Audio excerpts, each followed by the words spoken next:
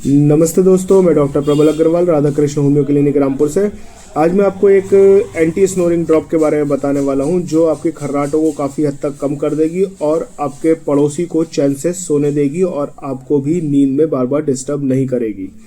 तो इस anti snoring drop का नाम है रेडिएंट फार्मा की 35 नंबर एंटी स्नोरिंग ड्रॉप।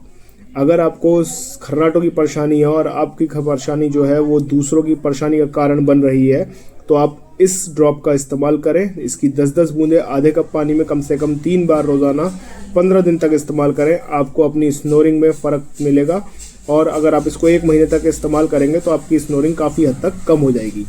धन्यवाद।